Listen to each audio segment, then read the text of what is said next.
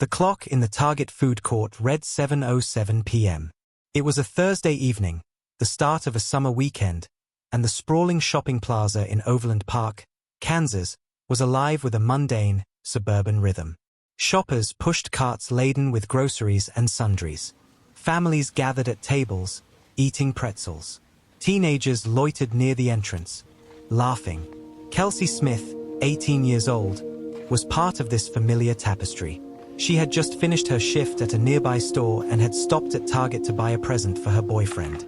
They were celebrating their one-year anniversary the next day. She found what she was looking for, a best boyfriend card and a gift bag. She paid at the register. The security footage from that moment is ordinary, heartbreaking in its normalcy. A young woman in a white t-shirt and jeans, her long brown hair tied back, completing a simple, happy errand. She walked out of the store's automatic doors into the warm June twilight, her phone to her ear, likely calling her mother to say she was on her way home. She walked across the parking lot, towards the row where her red Toyota Corolla was parked. The camera footage from the store's exterior shows her moving across the frame. And then, she disappears from view. Not with a struggle, not with a cry, but with a sudden, chilling finality. She stepped into a blind spot between the eyes of the security cameras, and she vanished. 6 days later, they would find her body. And in the terrifying interval between her last step on camera and that grim discovery, a desperate race against time would unfold. A race that would change the way America understands the tools we carry in our pockets. Kelsey Smith was, by all accounts, a bright light. Described as bubbly, kind, and fiercely loyal, she had just graduated from Shawnee Mission West High School a few weeks prior. She was excited about starting college at the University of Kansas in the fall, where she planned to study forensic science. She had a close-knit family, her parents, Greg and Missy, and a younger brother. Her life was a map of familiar places: home, work, school, the homes of friends. The Target on Metcalf Avenue was a routine stop in her orbit, a place so public and ordinary it felt inherently safe. When she didn't arrive home that Thursday night, her family knew instantly that something was catastrophically wrong. Kelsey was responsible. She was in constant contact. Her unexplained absence was a deafening alarm. Her father, Greg, immediately drove to the Target parking lot. He found her red Corolla. It was parked, undisturbed. Inside, her purchased gift bag and card sat on the passenger seat. Her keys were in the cup holder. Her phone was gone. There was no sign of a struggle, no broken glass, nothing out of place. It was as if she had simply evaporated between the door of her car and the driver's seat. The Overland Park Police Department responded swiftly. The scene was bizarre. This wasn't a roadside breakdown or a distant hiking trail. This was the middle of a crowded, well-lit shopping center at dusk. The possibility of a voluntary disappearance was quickly dismissed by detectives. Kelsey had everything to look forward to. She had no history of running away, no conflicts that would explain this. This was an abduction, a brazen, lightning-fast snatching from a public place. The security footage became the core of the investigation. It showed Kelsey leaving the store. It showed her walking. And then it showed nothing. The cameras did not capture the vehicle. They did not capture a struggle.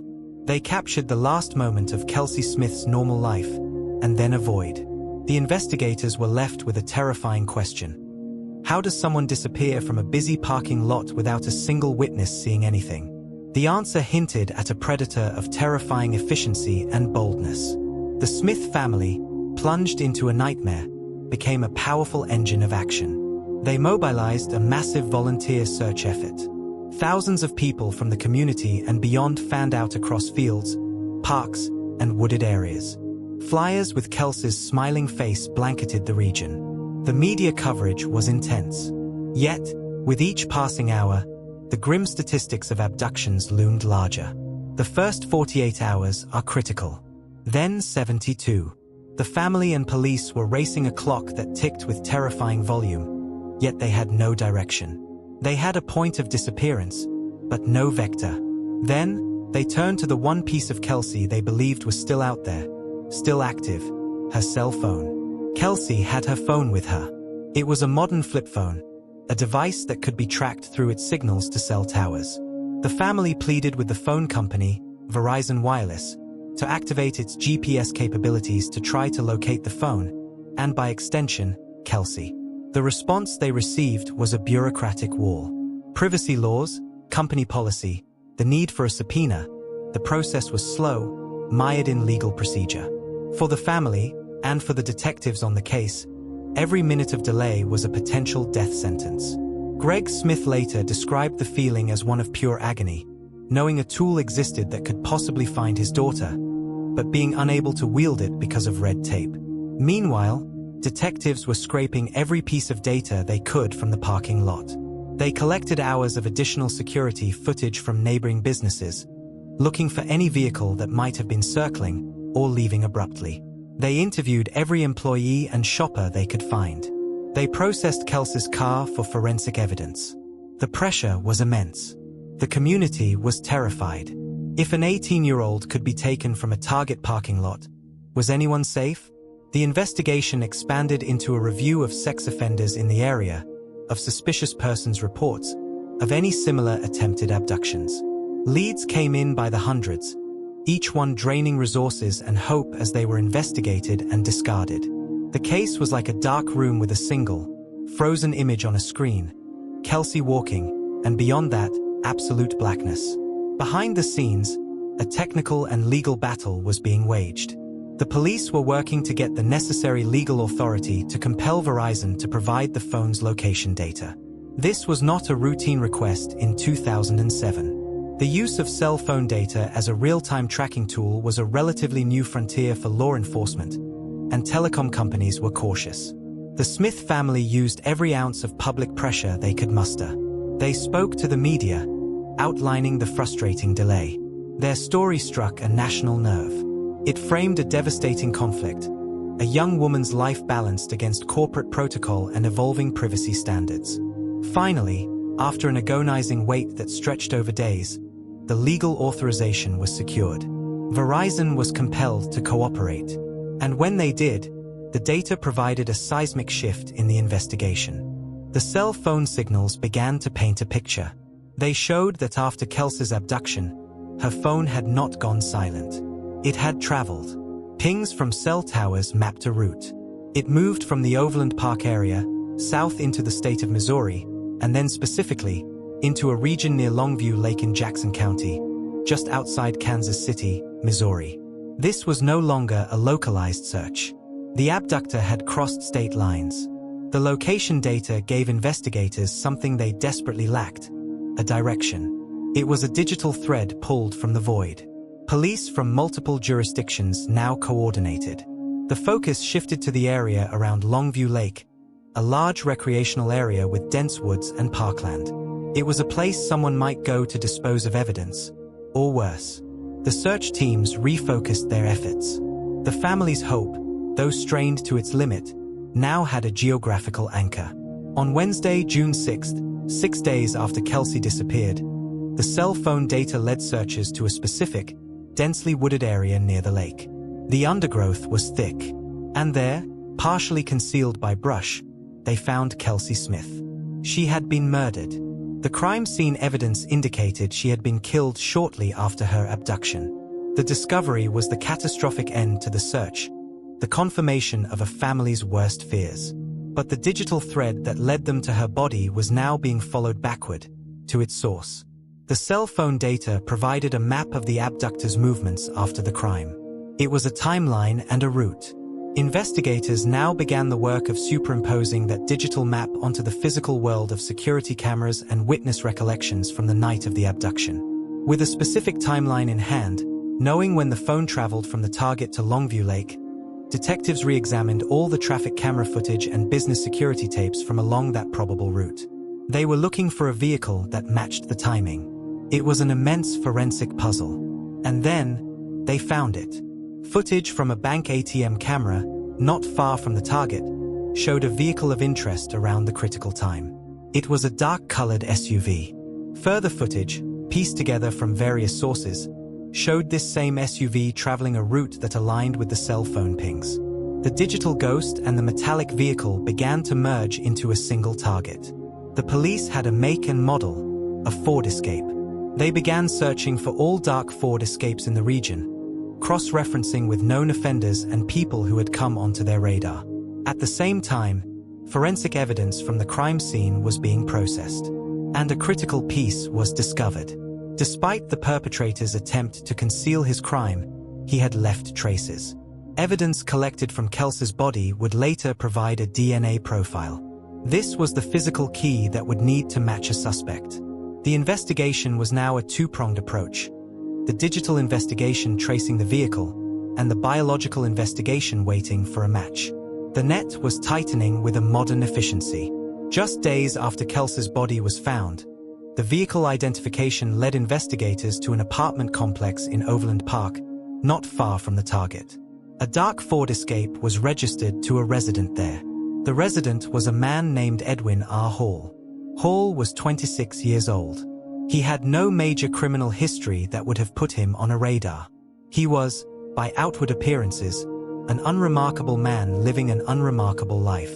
That facade shattered when police took him into custody for questioning. He quickly became a prime suspect. His vehicle matched. His proximity matched. And when detectives obtained a DNA sample from him, it provided the decisive link. His DNA matched the evidence found on Kelsey Smith's body. The digital trail from the cell phone and the biological trail from the crime scene intersected on one man. Edwin Hall's story, as pieced together by investigators and later presented in court, was one of predatory opportunities spiraling into horrific violence. He was not a stalker who had targeted Kelsey specifically. By all accounts, he was a stranger to her. On that Thursday evening, he was at the same Target, shopping. He later told police he saw Kelsey in the store, and then again in the parking lot.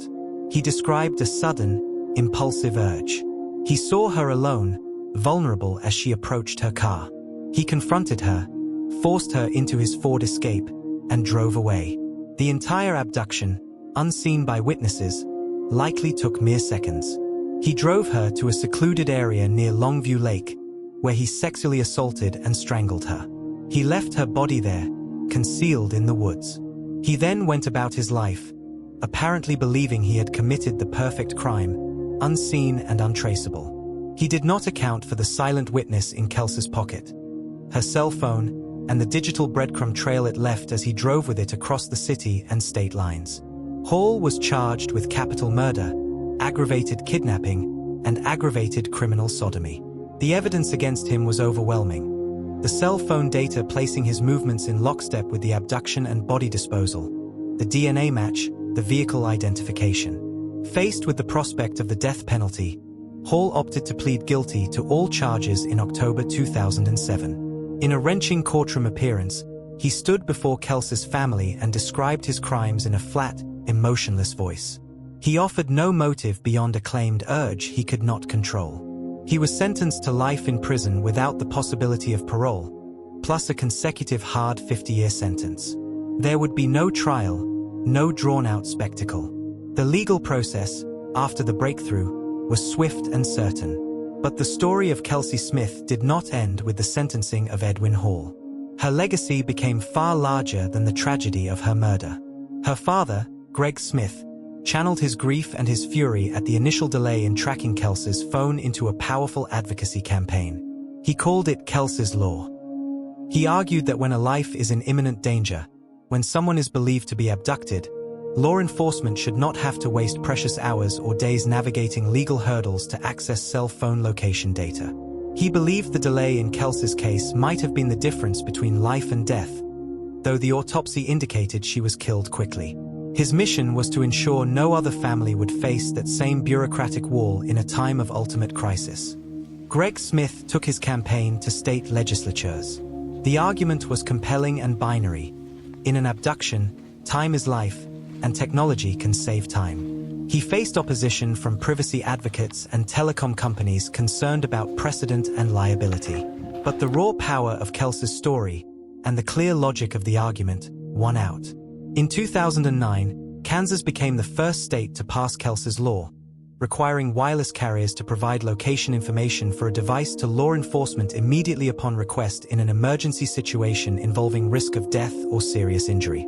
The law shielded the carriers from liability for providing the information in good faith. It was a landmark piece of legislation. And it did not stop there. Greg Smith and other advocates worked tirelessly, state by state. As of today, a majority of U.S. states have enacted some version of Kelsey's law, creating a national patchwork of protocols designed to cut through red tape in the most desperate hours. The impact of this is immeasurable. While the law came too late for Kelsey, it has been used in countless missing persons cases since, often involving children, teenagers, and vulnerable adults. It has helped locate missing hikers, Alzheimer's patients who have wandered, and, critically, other abduction victims. It has turned the cell phone from a mere communication device into a potential lifeline, a beacon that can be activated when every second counts. Kelsey's law fundamentally changed the relationship between law enforcement, telecom companies, and emergency response, prioritizing human life over procedural delay. The case also serves as a horrifying lesson in situational awareness, one that reverberated through communities far beyond Kansas. The sheer brazenness of the abduction, in a crowded, well-lit place at a peak hour, shattered illusions of safety. Self-defense experts and police departments used the case as a sobering case study. Kelsey did everything right. She was in a public place. She was alert enough to be on her phone. She was moving with purpose to her car. Yet, a determined predator, acting on a violent impulse, exploited a moment of transition, a blind spot, and the element of surprise. The case underscored that danger is not confined to dark alleys or remote locations. It can inhabit the most mundane spaces, moving with a speed that defies reaction. This understanding led to greater emphasis on safety protocols like walking with keys in hand, checking surroundings before approaching a vehicle, and the importance of having a companion in parking lots at night. Kelsey's story, in its terrible clarity, made a generation of young women and their parents more vigilant. For the Smith family, the pain of their loss is a permanent fixture. They have spoken openly about the lifelong sentence of grief they endure. They honor Kelsey's memory through the foundation they established, which promotes child safety and advocates for victims' rights. They have taken a story of unimaginable darkness and woven from it a thread of purpose, a drive to protect others. Greg Smith's transformation from a grieving father to a formidable legislative advocate is a testament to a love that refused to be rendered powerless by tragedy. He has met with lawmakers, spoken to law enforcement agencies, and worked with telecom executives, all with Kelsey's photograph before him. His mission has been to ensure her death was not an isolated statistic, but a catalyst for systemic change. Edwin Hall remains in a Kansas prison, his life sentence a small measure of accountability for an act of sheer evil. He is a classic study in the banality of a predator. He was not a criminal mastermind. He was an unexceptional man who committed an exceptional atrocity on a whim. His capture was not the result of a brilliant detective's hunch, but of the methodical application of modern technology, first to find the victim, and then to trace her path back to him. His case demonstrates that in the digital age, even the most impulsive criminal leaves a wake of data. The cell phone pings were the 21st century equivalent of a trail of footprints, visible only on a network map. The Kelsey Smith case sits at a crossroads. It is a story of a profound, personal loss that feels intimate and shattering. It is also a story with massive, impersonal implications about technology, privacy, and law.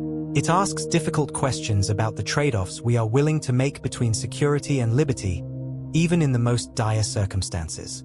It shows how a single crime can expose a flaw in a system, and how relentless advocacy can force that system to change. The image of Kelsey Smith walking through the Target doors is frozen in time, a reminder of a life full of potential, cut short by random violence. The legacy of Kelsey's law is in motion, evolving, actively working in the background of emergencies across the country, a silent guardian born from failure and forged by determination. Ultimately, the narrative arc moves from a specific parking lot in Overland Park to the halls of state capitals. It moves from the agony of a family waiting for a phone company to respond, to the swift action now enabled by new statutes. It is a tragedy that contains within it a blueprint for prevention, not of the crime itself, which remains a horrifying possibility, but of the wasted time that can seal a victim's fate. Kelsey Smith's name is now attached to legal code, a rare and somber form of immortality.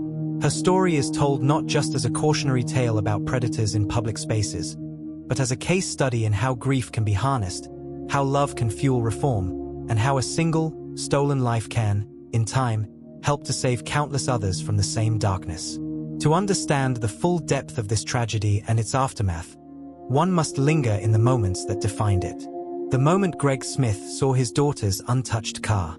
The moment a detective stared at a bank of video monitors, watching Kelsey walk into nothingness. The moment a Verizon representative explained the need for a subpoena to a father whose child was missing. These are the human experiences that statistics and legal codes often gloss over. They are the raw nerves that power change. The investigation into Kelsey's abduction was a masterclass in modern policing, but it was also a testament to human endurance.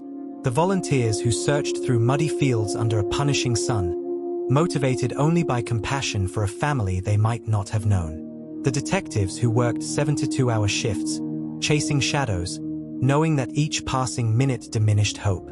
This collective effort, this communal refusal to look away, forms the emotional backbone of the story. It reminds us that behind every cold case file, there is a furnace of human activity, of hope and despair operating in tandem. The legal journey of Kelsey's law is equally a story of human tenacity. Greg Smith was not a lawyer or a lobbyist.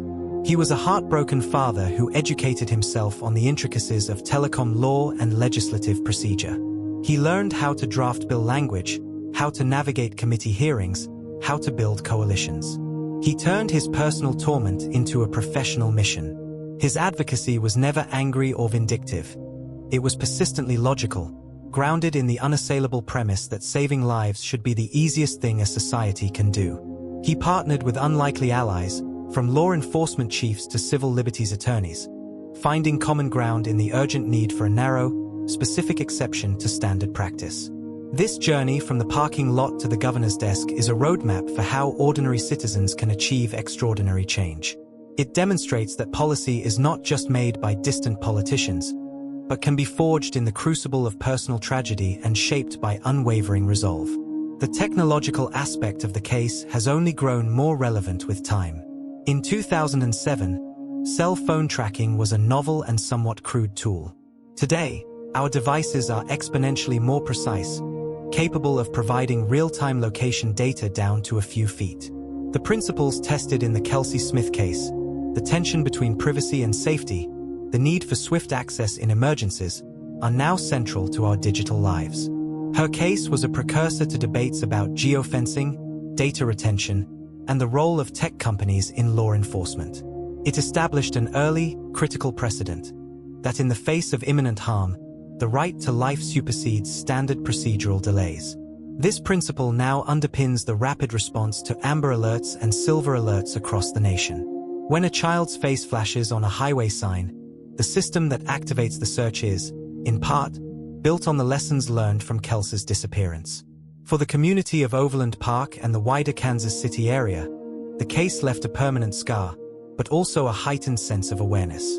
Local police departments revamped their public safety advisories, focusing on parking lot security. Shopping centers reviewed their camera coverage, seeking to eliminate blind spots. Parents had difficult, necessary conversations with their teenagers about vigilance. The crime created a ripple of hyper-awareness that, while born of fear, likely prevented other tragedies. People simply started paying more attention. They made eye contact in parking garages. They parked closer to lights. They trusted their instincts about uncomfortable situations. This collective shift in behavior is an intangible but powerful legacy. It represents a community's psychological adjustment to a new understanding of risk, an understanding paid for with a terrible price. The psychological portrait of Edwin Hall is a canvas of unsettling grays. There is no vivid, pre-existing pattern of escalation, no manifesto, no clear trail of warning signs leading to the evening of June 1st. He exists in the case files as the most terrifying archetype, the predator who coalesces from the mundane background of everyday life. His triggers were invisible, his capacity for violence hidden behind the unremarkable facade of a 26-year-old man with a job and an apartment. His capture, while a definitive triumph of forensic and digital investigation, provides no comforting explanation. It merely confirms a chilling existential truth, that such entities walk among us, indistinguishable until the moment they choose to act. This confirmation is a cold comfort. It forces a confrontation with the chaotic, random nature of certain violence, a reminder that some threats are not predictable through behavior or history, but simply emerge, fully formed, from the shadows of ordinary impulse. The horror of Kelsey Smith's abduction lies not just in its brutality, but in its terrifying spontaneity. It was a crime of opportunity that became a crime of ultimate violence in a matter of minutes. The only tangible defense against such randomness, the case argues with painful clarity, is not prediction, but response. A system that must move with impossible speed and flawless coordination from the very second the ordinary world fractures. There is a profound and tragic poetry in the alignment of Kelsey's aspirations with the means of her justice. She was a young woman drawn to forensic science, to the methodical pursuit of truth through physical evidence. Her dream was to work within that system, to be part of the process that solves puzzles and provides answers. In a cruel twist of fate, her own case became a landmark demonstration of the very disciplines she wished to study. The evidence spoke for her when she could not. The digital forensics of cell phone pings created a ghostly map of her final journey. The biological forensics of DNA provided the irrefutable signature of her killer. The tools of the profession she longed to join became the instruments that secured a form of justice in her name. This circularity does not soften the loss. It sharpens it into a point of poignant irony. Yet, it also imbues her memory with a specific, resonant significance for those who work in crime labs and investigations. She is remembered not only as a victim but as an unwitting, powerful catalyst in the practical application of evolving forensic technology. Her story is studied not just for its tragedy, but for its textbook demonstration of how to weave disparate strands of evidence, digital, biological, and testimonial, into a rope strong enough to hold. The national conversation ignited by Greg Smith, Kelsey's father, is a living entity. It did not conclude with the passage of the first Kelsey's Law in Kansas. That was merely the first sentence in an ongoing, complex dialogue about technology, privacy, and safety. As the devices in our pockets have evolved from simple flip phones to precise tracking beacons, the debate surrounding the law's principles has only intensified. Privacy advocates rightly and vigorously argue for strict, unambiguous safeguards to prevent the erosion of civil liberties, to ensure that a life-saving exception does not become a warrantless surveillance loophole. Law enforcement agencies, on the front lines of missing persons cases, seek clearer and more unified protocols to eliminate any hesitation or jurisdictional confusion in the critical first hours. This constant negotiation is a sign of a healthy, functioning principle. It proves the law is not a relic, but a living statute being tested, refined, and defined by real-world use. Every new case where Kelsey's Law is invoked, to find a missing child with autism, to locate a disoriented elderly person wandering in the cold, to track a victim of a violent crime, adds a new line to its legal and ethical interpretation. Each application helps define the boundaries of imminent risk and good faith. This dynamic, evolving legacy ensures that Kelsey's name is not frozen in 2007. She is an active, present participant in shaping the legal landscape of our digital age. Her story is permanently woven into the most difficult conversation of our time. How do we balance the imperative of safety with the protection of liberty in a world where our locations are no longer private secrets but streams of data? Perhaps the most powerful and enduring legacy of all is the simplest. A demonstration of how a family's love can transmute absolute devastation into a force for universal good. The Smith family stood at the precipice of a private, all-consuming grief. They could have turned inward, retreated into a silence of pain. The world would have understood. Instead, they made a conscious, staggering choice. They turned their pain outward. They allowed the most intimate, horrific details of their loss to become public property, to be scrutinized and analyzed, so that others might be spared a fraction of their suffering. They channeled their justifiable fury at a monolithic corporate bureaucracy into a focused, dignified, and relentless campaign that fundamentally altered how that system operates in moments of crisis. This choice stands as a profound victory of the human spirit over nihilism. It is a declaration that even when confronted with the most senseless, chaotic evil, human beings can insist on constructing meaning. They can forge purpose from the ashes of tragedy. They can, through sheer will and love, wrest a measurable, practical light from the deepest darkness. Therefore, the story of Kelsey Smith is ultimately two intertwined narratives. The first is the story of a single, irreparable rupture on a Thursday evening in June, when a young woman walking to her car stepped into a blind spot and the world went wrong. It is a story that lasts only moments, but echoes forever in the silence left behind. The second story is the one that began the next morning, and has continued every single day since. It is the story of a family's refusal to let that rupture be the final word. It is the story of a law written in her name, of protocols rewritten, of searches accelerated, of lives potentially saved because her father asked a simple, devastating question: why must we wait? This second story has no end. It is an ongoing, active voice. It speaks in the quiet deliberation of state legislators voting on a bill. It whispers in the rapid click of a police detective accessing a data portal during an Amber Alert.